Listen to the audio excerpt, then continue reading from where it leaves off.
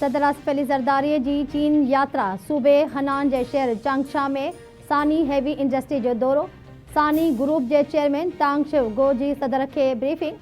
सदर आसिफ अली ज़रदारी जो सनती सहकार ऐं टेक्नोलॉजी में भाईवारी ते ज़ोर, सदर के कंपनी जे जदीद मैन्युफैक्चरिंग निज़ाम शयुनि ऐं तहक़ीक़ तोड़े तरक्की में जारी सीड़पकारीअ खां आगाह कयो वियो। सदर ज़रदारी सानी कंपनी जे पैदावारी सलाहियत, मयात ऐं फ़नी सलाहियतुनि जी वाखाण कई। सदर जो चवणु आहे त गॾियल मनसूबा पाकिस्तान जे इंफ्रास्ट्रक्चर ऐं सनती तरक्की में मददगार साबित थी सघनि था। दौरे में सदर सां सेनेटर सलीम मांडवीवाला, सिंध जो सीनियर वज़ीर शहजिल इनाम मेमण, वॾे वज़ीर जो ख़ासि मुआविन क़ासिम नवीद कमर ऐं ॿिया बि गॾु हुआ। भारत दहशतगर्दीअ खे हथी वठाए रहियो आहे। वज़ीर आज़म 1 साल अॻु काकोल में पहलगाम वाक़े ते पाकिस्तान जो वाज़े ऐं चिटो मौक़िफ़ पेश कयो हो। वज़ीर आज़म तारीख़ी ख़िताब में पहलगाम वाक़े जे बहाने बिलियम गेम ख़त्म करण ते ज़ोर भरियो। पाकिस्तान पहलगाम वाक़े जे मुतासिरनि सां हमदर्दी ऐं आलमी सतह ते ॻणतीअ जो इज़हार कयो। भारत दहशतगर्दी जे वाक़िअनि जी मज़म्मत न करे थो, न ई अफ़सोस जो इज़हार करे थो। पाकिस्तान दहशतगर्दी जो मुक़ाबिलो करे रहियो आहे।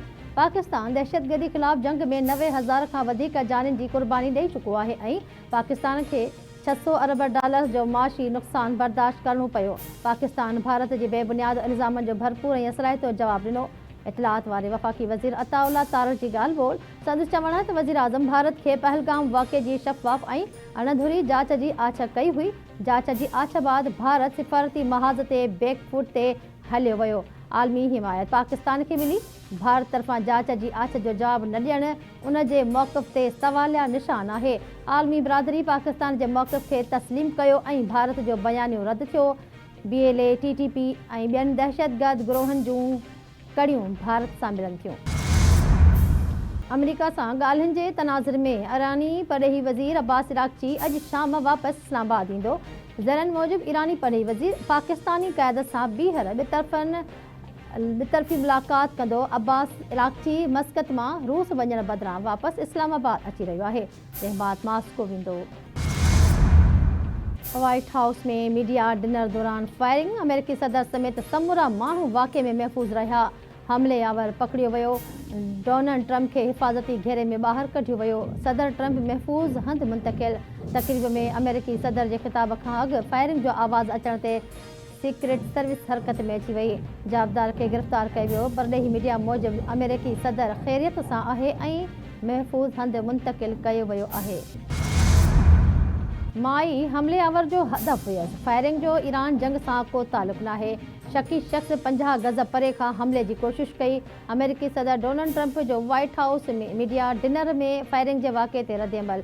संदसि चवणु आहे त ही चरिया माण्हू आहिनि ऐं इन्हनि खे मुंहुं ॾियण जी ज़रूरत आहे। शकी शख़्स वटि खोड़ सारा हथियार हुआ। सीक्रेट सर्विस तकड़ी ऐं बहादुरीअ सां कार्रवाई कई। सदर आसिफ अली ज़रदारी जी वॉशिंगटन में मीडिया डिनर में फायरिंग वाक़े जी मज़म्मत। सदर जो डोनाल्ड ट्रंप ऐं ख़ातून अवल मेलानिया ट्रंप जे महफ़ूज़ रहण ते इत्मिनान जो इज़हार। सदर जो चवणु आहे त फायरिंग जो वाक़ियो खुलियल दहशतगर्दी आहे, जंहिंजी जेतिरी मज़म्मत करे ओतिरी घटि आहे।